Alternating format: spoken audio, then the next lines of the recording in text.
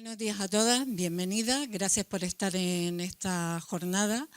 Creo que ya más o menos se ve la temática que queremos tratar.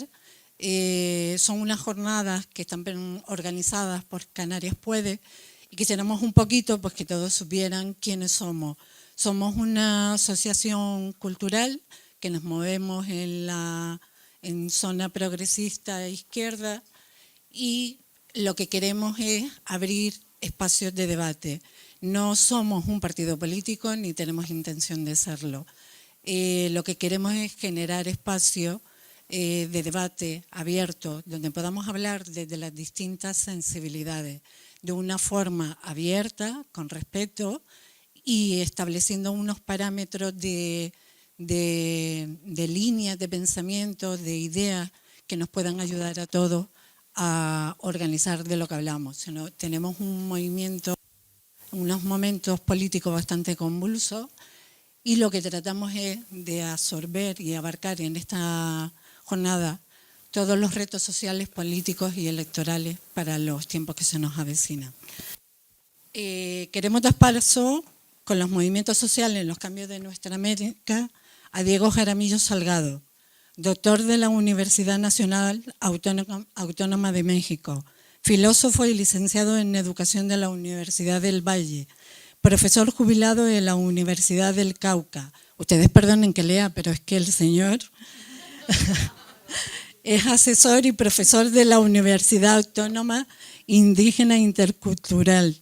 También es asesor de las organizaciones sociales del Cauca y, sobre todo, es un activista por la defensa de los derechos humanos. Le damos paso a él.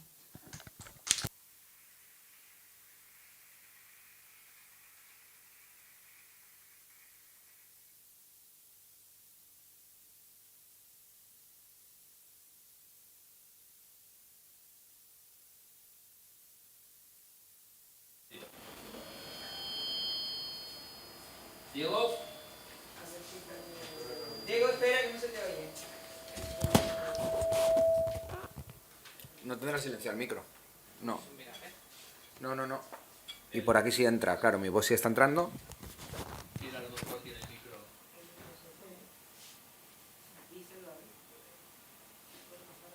No se oye. ¿Tiene el micro silenciado?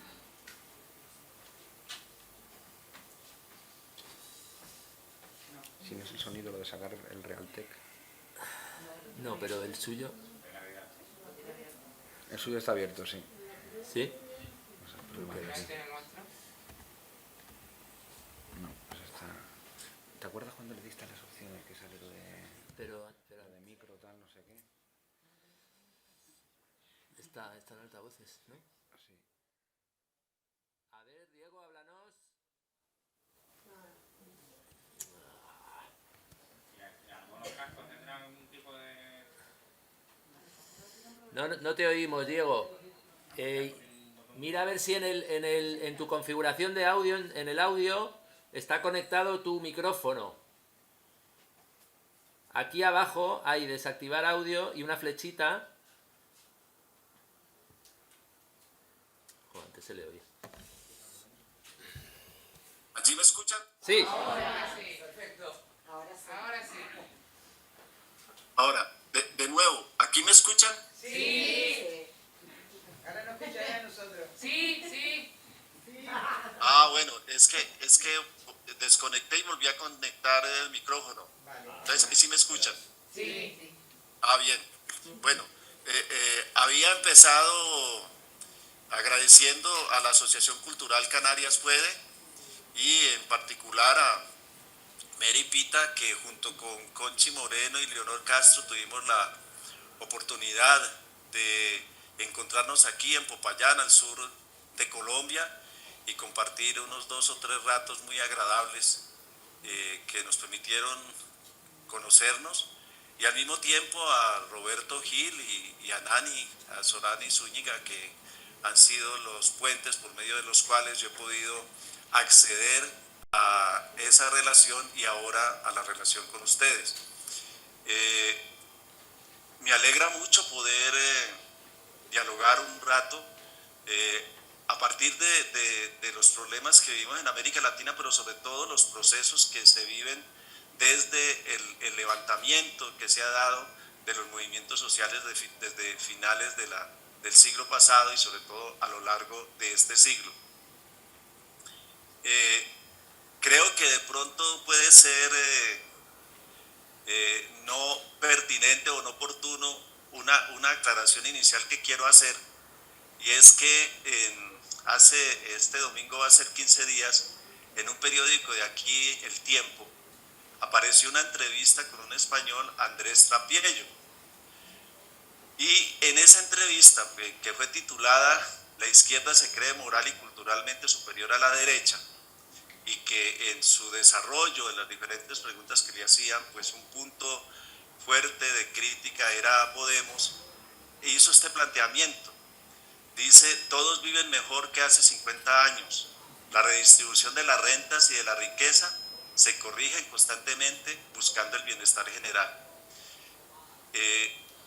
Hago esta primera aclaración, este paréntesis aquí antes de entrar de lleno en lo que es el punto grueso de mi charla, en tanto que no sé en qué mundo vive este señor, porque realmente la situación por lo menos la situación de América Latina, y ya tenemos también pues datos de lo que están viviendo diferentes países en el mundo, lo vemos por ejemplo con las migraciones que se están produciendo en diferentes lugares, de los cuales no solamente Europa está viviéndolo, sino, como ustedes saben, también aquí en Colombia y en Centroamérica.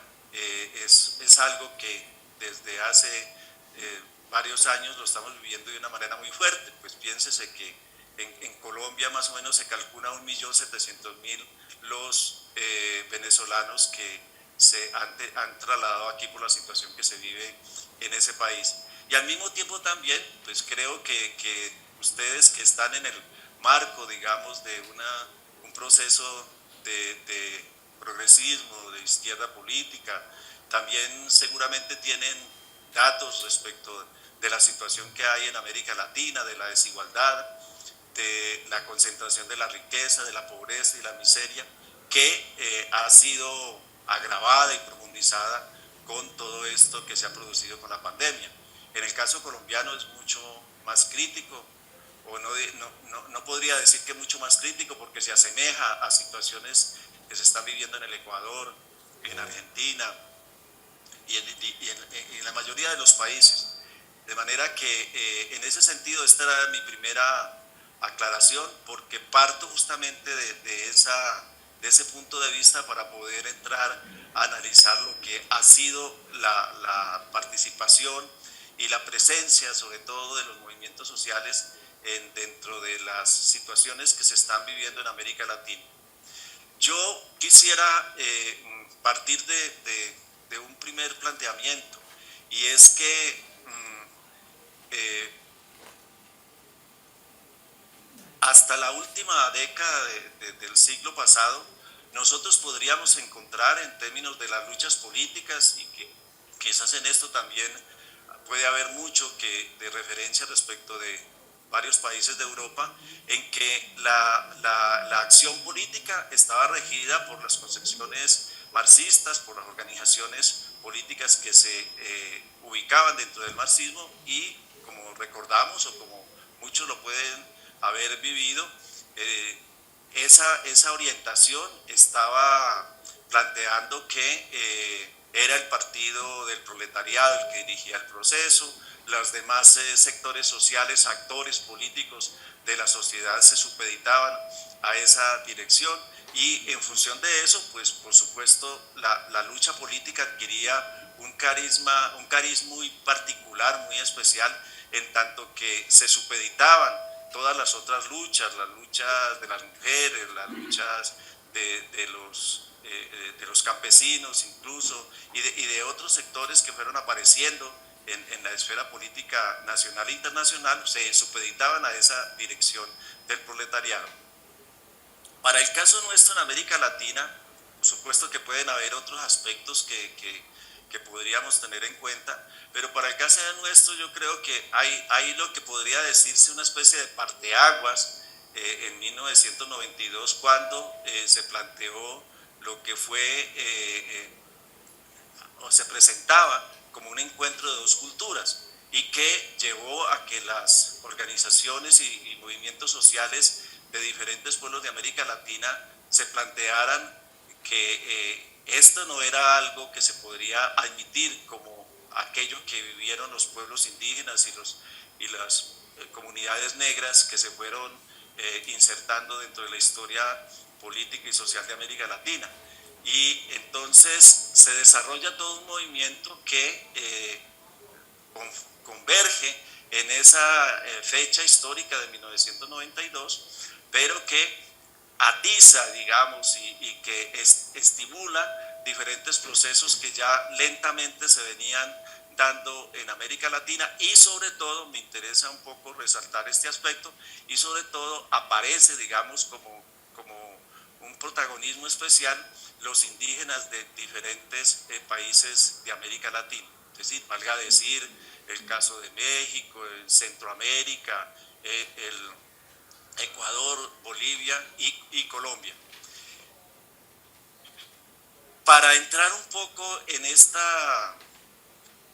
estos aspectos que yo quiero resaltar, me interesa presentarles un planteamiento que hacen los indígenas de Colombia, que me parece maravilloso y que en cierta forma explica esa corriente, digamos, que se va formando y que hoy tiene diferentes expresiones.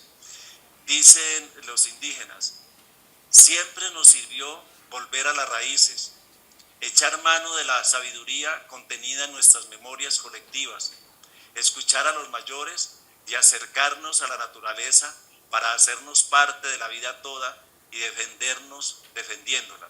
En cada época tuvimos que aprender a resistir y hacerlo de una manera diferente, de acuerdo con el desafío que enfrentamos. Venimos marchando desde lejos, desde hace mucho tiempo, por el camino de la historia.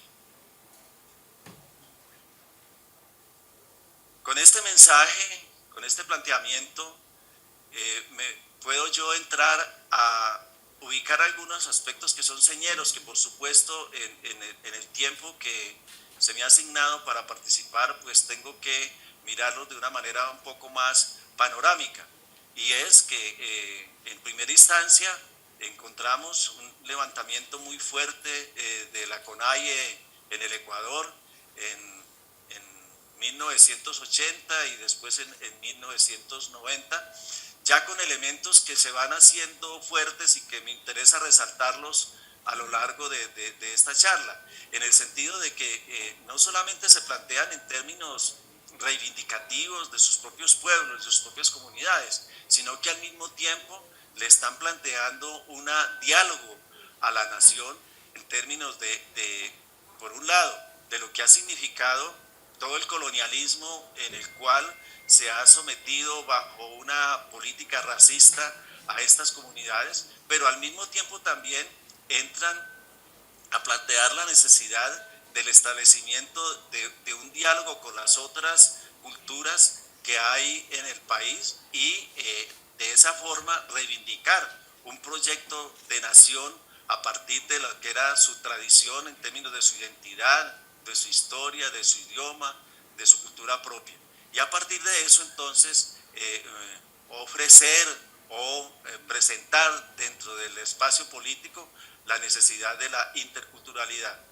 Pues este espacio, digamos, en que se van construyendo estos aspectos que he planteado, ya quizás ustedes conocen, llevó a una presión social, por ejemplo, que permitió la salida de Abdalá Bucaram en 1997, presidente de la República del Ecuador, y al mismo tiempo una presencia mucho más fuerte que incluso en cierto momento posibilitó que hubiera un triunvirato en términos del gobierno del Ecuador, que duró muy poco, por cierto, por las contradicciones y las dificultades que se presentaron frente a eso, pero que da muestra respecto de esa presencia inicial que tuvo el movimiento indígena ecuatoriano y que va a tener una respuesta y una salida en posteriores momentos, como lo veremos más adelante.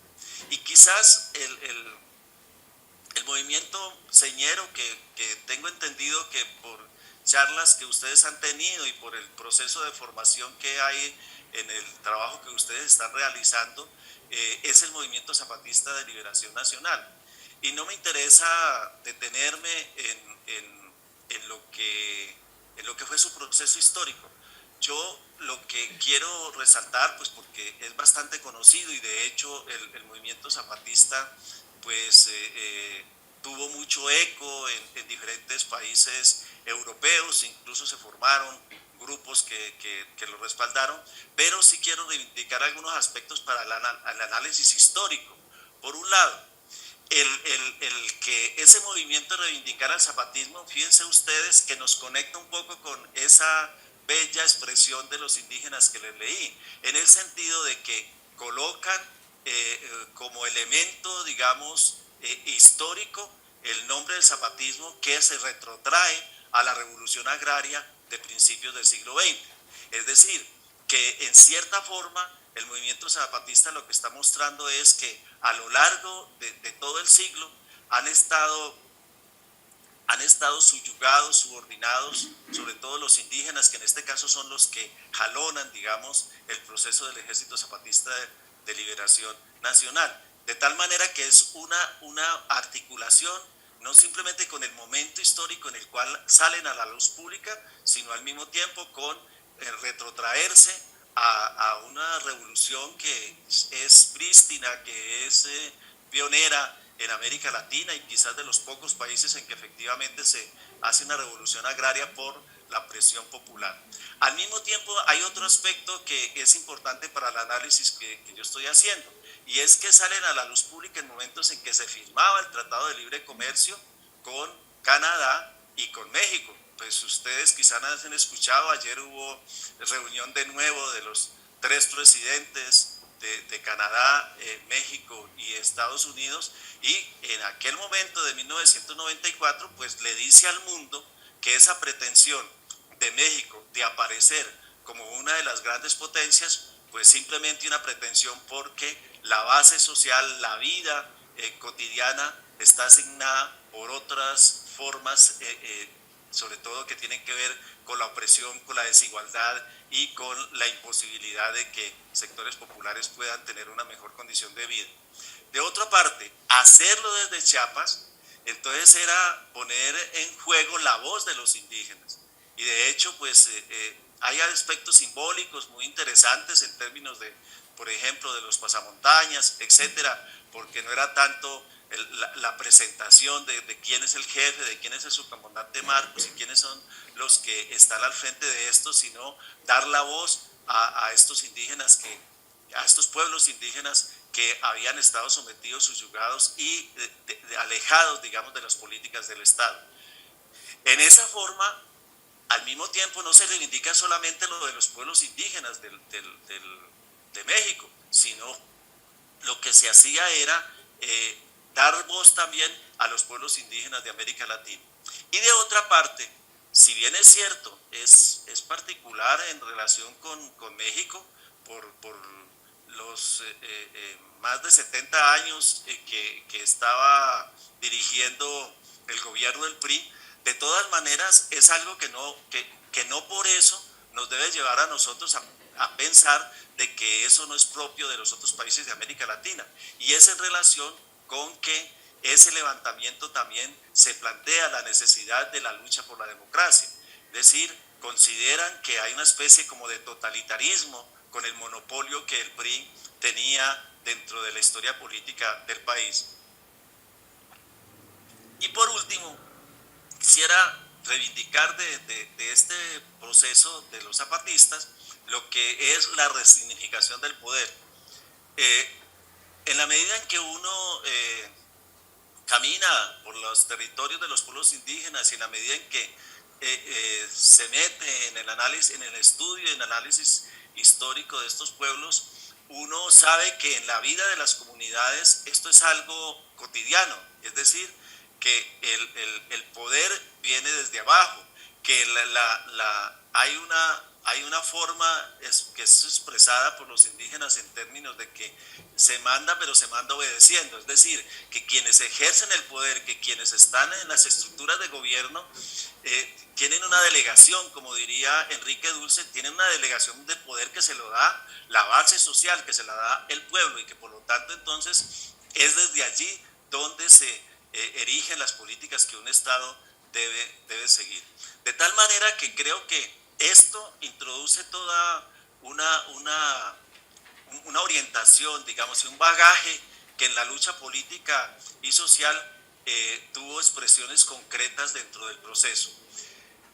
Igualmente, conocen ustedes que en el 2001 se reúnen en Porto Alegre una confluencia de organizaciones políticas y sociales del mundo que se le llamó Foro Social Mundial, y que igualmente también esto va generando relaciones, pero al mismo tiempo va activando procesos en diferentes países.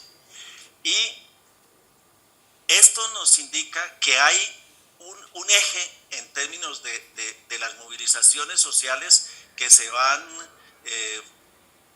ampliando de finales del siglo pasado para estas otras 2 últimas décadas de este siglo. Y un eje central es el impacto que ha tenido el modelo neoliberal. Es decir, es una confrontación a ese modelo neoliberal. De un lado, por aspectos propiamente económicos, es decir, por el impacto que ha tenido en términos del empleo, del trabajo, por el impacto que ha tenido en la privatización, por ejemplo, de la educación, de la salud, de la vivienda, de la recreación, etcétera, etcétera. Pero al mismo tiempo también es importante entender que no es simplemente esto lo que se pone en juego, sino que hay una forma de homogénea, digamos, cultural, que a través de eso también se impone a todas las sociedades, y que está asignado por el racismo, el patriarcado, la inequidad de género, la corrupción, la ausencia de reformas agrarias, la subordinación a los intereses imperiales de Estados Unidos.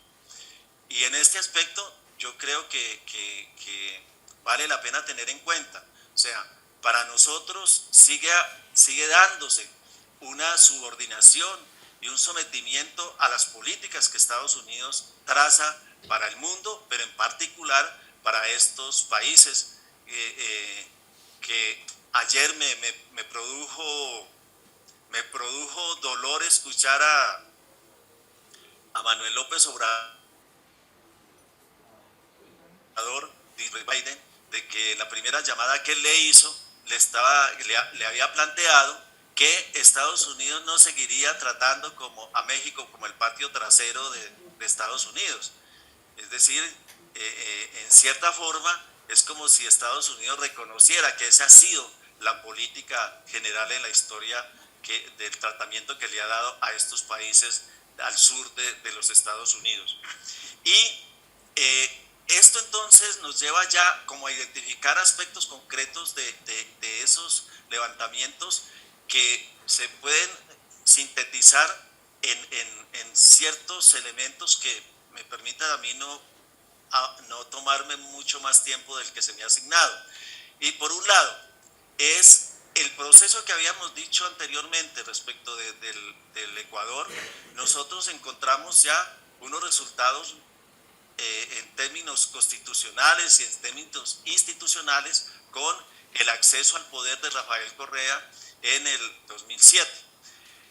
Esto tiene sus elementos importantes a tener en cuenta, y es el hecho de que las movilizaciones sociales generaron en el país una forma de presión para que justamente se produjeran los cambios necesarios. Pero al mismo tiempo también es necesario reconocer que en la elección de Rafael Correa realmente no es el movimiento indígena el que decide esa participación. Es decir, no es el movimiento indígena el que participa y que lo lleva al poder.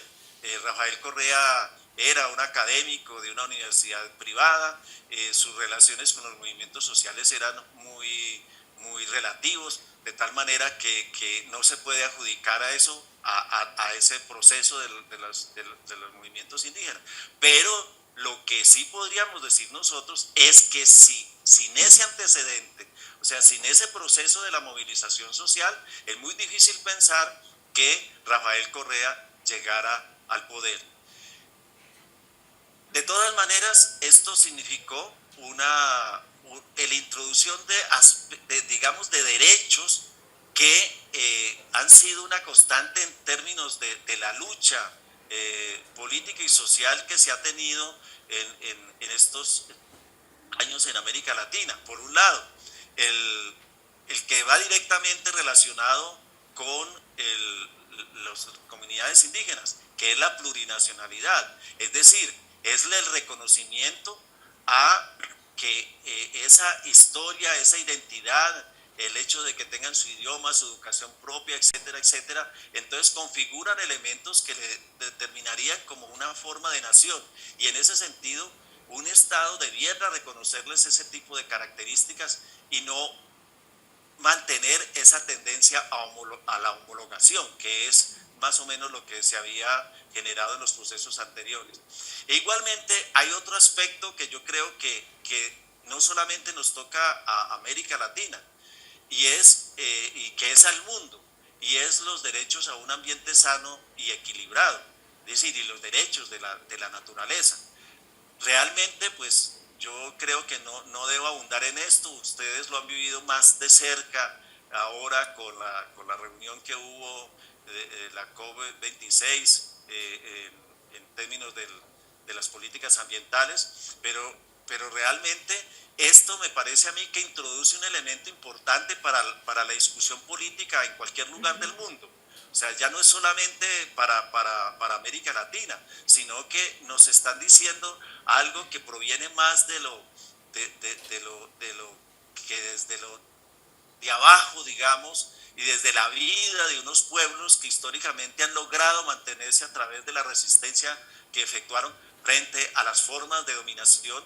Entonces nos están diciendo, miren, nosotros nos movemos en el mundo de esta manera y ese mundo que ustedes tienen nos es extraño, de tal manera que llega el momento en el cual nuestra voz debiera ser escuchada en términos de que la naturaleza requiere otra relación, es decir, requiere otra forma de relacionarnos con ella para que de esa manera podamos dar vida a la vida.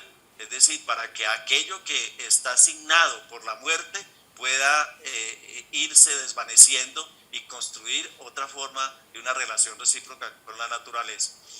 Sin embargo, ahí ya planteo un elemento que es seguramente importante para la discusión, y es lo que tiene que ver con que desafortunadamente también el gobierno de Rafael Correa tuvo críticas muy fuertes en primera instancia porque no logró tener una consonancia con el movimiento social.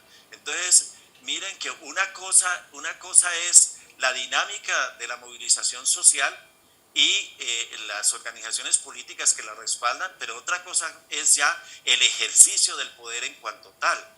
Y en ese sentido, entonces, ya entra en contradicción, por un lado, en las decisiones, por ejemplo, frente a la Asamblea Nacional Constituyente, aunque allí sí tuvieron buena participación los indígenas y otros sectores de la sociedad, incluso comunidades negras, pero ya en el desarrollo, en el ejercicio de la gobernanza, pues sí hay otras cosas que los van distanciando. Por ejemplo, lo que tiene que ver con la minería se convierte en algo que al autorizar una explotación petrolera, por ejemplo, en el Parque Nacional Yasuní, pues entonces entra en contradicción incluso con gente de las comunidades indígenas, pero entra en contradicción también con todo aquello que se había planteado desde abajo en términos de la lucha social de los pueblos indígenas. Fuera de eso también se planteaba otros aspectos en términos de restricción de libertades, entre ellas, por ejemplo, algo incluso un poco contradictorio, y es que en el Ecuador había una universidad, o hay una universidad autónoma indígena que se llama la Sumay Causay, y en su gobierno el Ministerio de Educación la cierra porque no responde a los criterios, digamos, neoliberales que se han planteado para la educación. Ya con eso, digamos, muestra uno cómo se van generando otra serie de contradicciones. Bien, la otra experiencia que yo veo, y voy a notarla rápidamente porque me interesa decir un poco lo de Colombia, es la que ustedes conocen, la de Evo Morales, es decir, la del movimiento de los indígenas de Bolivia. Quizás allí hay una experiencia mucho más rica en muchos aspectos. O sea, lógico, podríamos ver lo que significó Venezuela, pero Venezuela, a diferencia de estos procesos, Venezuela es una revolución, como se la llaman ellos, una revolución que viene desde arriba, es decir, que es un militar que en cierto momento intenta un golpe de Estado y que luego se va a las elecciones y es elegido, y desde allí impulsa un proyecto socialista en cierto sentido y lo incorpora dentro de la Constitución. Pero el caso, en cambio, de Bolivia es un proceso que viene desde abajo, es decir, que tiene su significado a partir, por ejemplo, de las movilizaciones cocaleras. Recuerden ustedes que una de las políticas de Estados Unidos desde 1970 contra las drogas justamente era la represión, era la forma de presionar a los países, o sea, Bolivia, Perú y Colombia, que eran los productores de coca en el mundo, presionarlos para que los apoyos económicos, para que los préstamos que debían hacer los organismos internacionales no se dieran si no se producía una represión para esos pueblos que estaban cultivando la coca. Y allí entonces es que se da una primera manifestación de Evo Morales con las organizaciones indígenas. Ellos primero formaron un grupo político que se llamó Instrumento Político por la Soberanía de los Pueblos, pero esa lucha va concitando un apoyo de la población. Por supuesto que hay una historia muy particular de Bolivia que no la podemos plantear aquí, pero un proceso, por ejemplo, revolucionario entre el 52 y 54 del siglo pasado, nacionalista, etcétera. Pero para lo que nos interesa plantear aquí, sí es importante saber que en 1997 Evo Morales es elegido diputado, y luego en 2002 es candidato a la presidencia y queda segundo. O sea, lo que vamos viendo allí es que en este caso sí, la movilización social y la presión social desde abajo va rápidamente entrando a cooptar, a tomar espacios de la institucionalidad. Creo que ese es el punto que me parece importante para lo que ustedes van a trabajar en estas sesiones que van a tener hoy y mañana. Y el ser elegido presidente pues lo hace en 2005, y eso permite, bueno, quisiera decir que previamente lograron un control, pues no total, pero un control del Congreso, más o menos como el 40 o el 41% del Congreso de su grupo, que ya se llamaba el Movimiento Socialista. Y por eso sí quiero retenerme un poco en este aspecto, y es que fíjense ustedes que entronca un poco esto que les había planteado al principio, y es que de todas maneras hay muchos dirigentes, incluso todavía mujeres y hombres, que bebieron en los pozos del marxismo, es decir, que tuvieron sus prácticas en el marxismo. Bueno, nosotros tenemos una situación aquí clara con las FARC, que apenas hace 5 años se desmovilizaron y reivindicaban el socialismo desde el punto de vista marxista. Pues aquí el MAS, si se llama movimiento socialismo, en cierta forma reivindica y mantiene elementos de ese socialismo que se había sido planteado por las organizaciones marxistas, pero en el fondo la orientación era aquella que provenía de las organizaciones populares indígenas que había en ese país. Bueno, allí hay características muy especiales que, por ejemplo, no las tenemos en Colombia ni tampoco en Ecuador, y es que generalmente las organizaciones de indígenas eran en sindicatos y aún están en sindicatos, incluso relacionados sindicatos también con campesinos y con obreros de diferentes industrias, de manera que son características más particulares. Pero igualmente también allí se logra una Asamblea Nacional Constituyente, se cambia la Constitución y al mismo tiempo entonces se introducen los derechos de la naturaleza, la plurinacionalidad y un elemento fuerte que aparece aquí, que quisiera resaltarlo, es el que tiene que ver con la comunidad.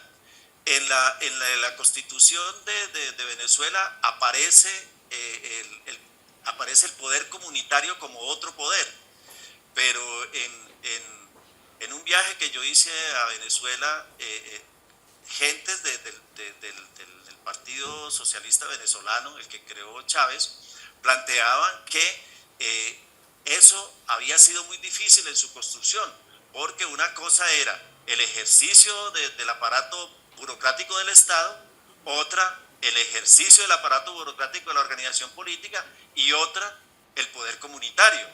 Entonces, lógico, uno podría entender eso allá porque no hay esa historia anterior, no hay esa vida de la comunidad tan fuerte en la expresión política. En cambio, en Bolivia sí es diferente. Es decir, este sentido de lo comunitario adquiere otra connotación y por lo tanto le imprime a las decisiones políticas y a la institucionalidad otras elaboraciones que son diferentes de las que se viven en los otros países. Y allí sí es cierto que aquel planteamiento que hacían los zapatistas del mandar obedeciendo, aquí se constituye en un elemento fundamental. O sea, en términos de que efectivamente si quien dirige debe responder a aquello que desde abajo se está impulsando. Y un elemento fuerte que aparece allí es el que se conjuga tanto en el Ecuador como en Bolivia, el buen vivir o el vivir bien.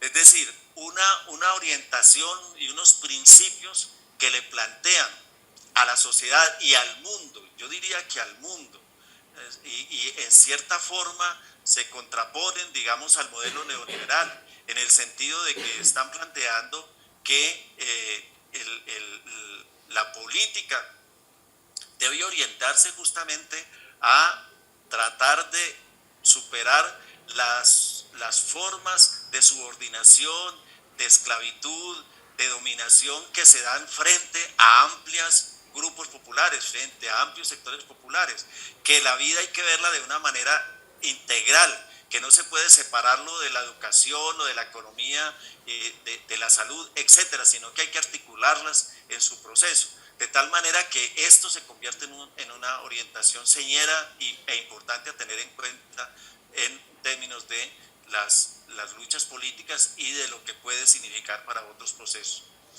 Pues me queda muy corto tiempo para lo de Colombia, pero rápidamente quiero decir que igualmente en Colombia hay diferentes aspectos y diferentes procesos que simplemente los sintetizo en lo siguiente. Y el Cauca pues tiene que ver mucho con eso, en el sentido de que en este departamento o estado para otros países, en este departamento existe una comunidad indígena que es los Nasa, pero hay otras 10 comunidades indígenas más, pero los Nasa son los que tienen mayor población, aun cuando es relativamente una población pequeña en relación con la población del departamento, y en el país también solamente los indígenas alcanzan apenas cerca del 200% de la población, del 2%, perdón, de la población. Esto hace que en 1971 hace que consideremos algo que es importante dentro del proceso que me interesa analizar, y es que en 1971 se crea el Consejo Regional Indígena del Cauca, y van generando todo un proceso que a finales de la década del 90 del siglo pasado incluso logran con otras organizaciones sociales, campesinas, de mujeres, de comunidades negras, llevar al poder local, al poder municipal, perdón, al poder regional del departamento, a un indígena. Y posteriormente van generando una serie de movilizaciones que, entre otras cosas, para los académicos, y yo creo que en la lucha política es muy importante tener en cuenta, porque es algo muy hermoso, porque la denominaban caminando la palabra. O sea, eran marchas por la vía panamericana, y entonces inicialmente de aquí hacia Cali y después de Cali hacia Bogotá, pero eso concitaba la atención del país, porque realmente era un momento muy crítico con el gobierno de Álvaro Uribe Vélez, de mayor autoritarismo, del paramilitarismo metido en las entrañas del poder, del narcotráfico auspiciado incluso desde las mismas esferas del Estado. Y por tanto entonces es que estas movilizaciones se produjeran, era como una oxigenación para el país, era como un espacio de dignidad que justamente lo estaban haciendo estas organizaciones. Pues ese proceso incluso logra cerrarse, no cerrarse, sino logra culminar en cierta parte con lo que se llamó la creación del Congreso de los Pueblos, que fue la confluencia de diferentes organizaciones sociales en el país. Y debiera resaltar también, por ejemplo, que en el 2011 se produjo una movilización nacional de los universitarios buscando una reforma universitaria, pero lo que intento mostrar es cómo se van articulando diferentes procesos, ¿sí? En este caso, por ejemplo, el movimiento estudiantil marcó un hito, digamos, en términos de las nuevas movilizaciones, porque renovaron el lenguaje político, o sea, lo renovaron con el baile, con el teatro, con el canto, etcétera.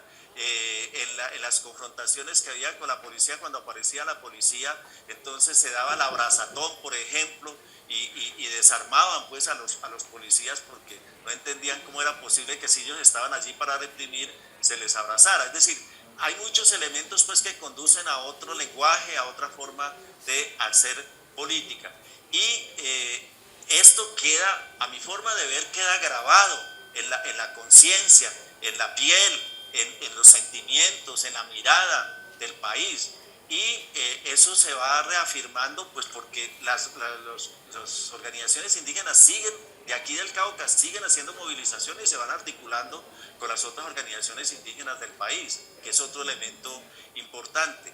Y en el 2013 hay una movilización de los campesinos que se llamaron Las Dignidades. Muy interesante eso, fíjense ustedes que van cambiando los nombres, el lenguaje también se va mutando hacia otras expresiones que van mostrando qué es lo que se va produciendo en el país. Y esto pues ya propiamente dentro del movimiento campesino pues confronta al gobierno nacional y le abre al país un horizonte en términos de la afectación que el neoliberalismo está produciendo, por ejemplo, en el campo, porque en la medida en que se fortalecían las políticas de favorecimiento a las grandes empresas de la agroindustria de fuera, entonces se fue debilitando la agroindustria de dentro. Y por último, pues las negociaciones que se realizaron con las FARC. Es quizás para ustedes que no han vivido esta parte pues directamente, tengan otros elementos, digamos, de análisis. Pero para nosotros es muy importante tener en cuenta esto. Recordemos que las FARC estuvieron más o menos 60 años, ¿sí? Aquí en este departamento se constatan tomas de pueblos en el oriente en 1952. Entonces pensemos que son 60 años que estuvieron en la historia política y que de una u otra forma, no solamente las regiones en las que estuvieron, sino que el país permanentemente se veía enfrentado a la información y a las acciones que realizaban. De tal manera que todo ese proceso de 4 años, del 2012 al 2016, en los cuales se pusieron en discusión, por ejemplo, la reforma agraria, que es el primer punto del acuerdo, que se puso en discusión, por ejemplo, un estatuto de la oposición, porque las minorías políticas, pues están, si es difícil ejercer una acción política en medio de toda esta situación que el narcotráfico ha presentado, sí que es cierto, con legislaciones que lo desfavorecen. De tal manera que al mismo tiempo se planteaba, por ejemplo, la parte de género, es decir, se reivindica y fuera de eso se reivindica también toda la parte étnica para que dentro del proceso ya de implementación de los acuerdos se tuvieran en cuenta estos aspectos. Quisiera entonces concluir con lo siguiente, de un paso muy rápido que, como ustedes ven, trato de hacer. Uno puede encontrar es que efectivamente los movimientos sociales han transformado, digamos, su visión inicial, porque recuérdense que anteriormente casi nos reducíamos era a la acción de los sindicatos, ¿sí?, fundamentalmente, y mientras tanto, en la medida en que se van generando en el mundo, por ejemplo, las luchas ambientales, en que las luchas de género van adquiriendo cada vez más protagonismo, en que el racismo cada vez se va enfrentando de una manera más profunda, en la medida en que igualmente se muestra lo que se está haciendo con la naturaleza, pues entonces eso va generando otras dinámicas sociales y otras organizaciones y movimientos sociales que van teniendo su expresión en la lucha política que se realiza. De otra parte, un segundo aspecto que con el que me interesa concluir es que hay una debilidad de los partidos y no sé hasta dónde, realmente no podría decirlo en términos del análisis político, pero no sé hasta dónde el movimiento social efectivamente cambia la organización política. En cierta forma, el vacío de partidos políticos que efectivamente sean capaces, digamos, de concitar y de responder a esta dinámica de los movimientos sociales, pareciera que es necesario, pero en articulación con estas dinámicas de los movimientos sociales. Como un tercer aspecto, quisiera decir que hay algo que dificulta la acción de los movimientos sociales y la concreción de esa institucionalidad. Les he hablado de tres momentos: el momento de Ecuador, el momento de Bolivia y el momento de Colombia, y una referencia a México. Pero si ustedes ven en el caso de Bolivia y Ecuador, y en el caso de Colombia, en muchos aspectos, es que el ejercer una acción política en función de estos principios es algo que está enfrentado a una dinámica internacional que ustedes la tienen de una manera muy fuerte y que cada día también está en ascenso allá, y que aquí es cierto que está en ascenso, y es una ultraderecha que rompe, digamos, todas las posibilidades y no las rompe simplemente con el discurso. Quienes hemos sido formados en filosofía, entonces tenemos las bases teóricas y filosóficas para el deber ser, para el Estado justo, para lo ético, etcétera, etcétera. Pero esto muere frente a una política de terror, de muerte, de autoritarismo. O sea, y en el caso nuestro mucho más grave todavía, y que también tiene que ver incluso con Ecuador y con Venezuela y Bolivia e incluso con Perú, con el narcotráfico allí atravesado, es algo que y en el caso nuestro del paramilitarismo, es algo que dificulta las acciones que se impulsan en este sentido. Ya ustedes saben, Colombia es uno de los países en que los 3 últimos años muestra los mayores indicadores mundiales de asesinatos de líderes y lideresas sociales, y es una situación terrible. En el caso de los reincorporados de las FARC, las han asesinado 300. Recuerden que la UP también la Unión Patriótica fue producto de una negociación con el gobierno de Belisario Betancur en 1984, 82, 86, y se calcula más o menos en 4.000 los asesinatos que se produjeron de esa organización política. De tal manera que esto es algo que se atraviesa en esas posibilidades. Sin embargo, pues para personas como yo y como ustedes y como muchos otros y otras que estamos construyendo una posibilidad de una sociedad diferente, de una sociedad mejor, creemos que elementos como los que aquí he expuesto, en términos de que sí se puede, ¿sí? Bueno, ustedes lo dicen en su planteamiento, Canarias puede.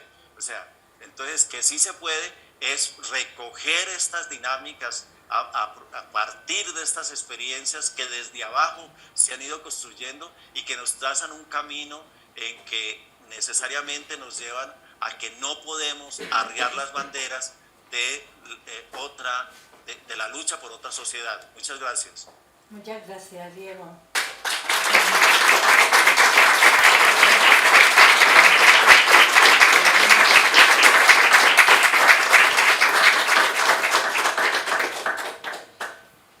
Bueno, ¿se me oye? Vale. Empezamos ahora con la siguiente mesa, donde queremos plantear otra Canarias es posible.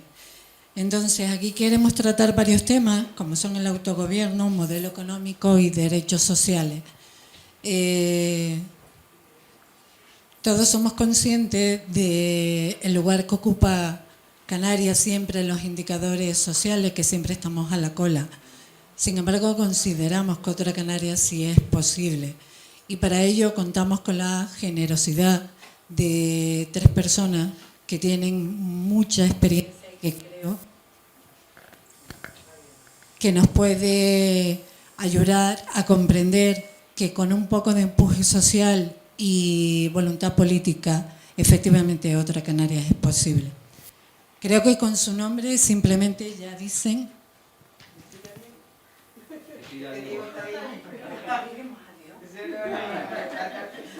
Diego. Diego. Sí. Diego, disculpa que te dejé detrás de mí. Muchísimas gracias por tu experiencia, conocimiento y sin duda contaremos contigo para cualquier planteamiento futuro que nos puedas ayudar. Muchas gracias.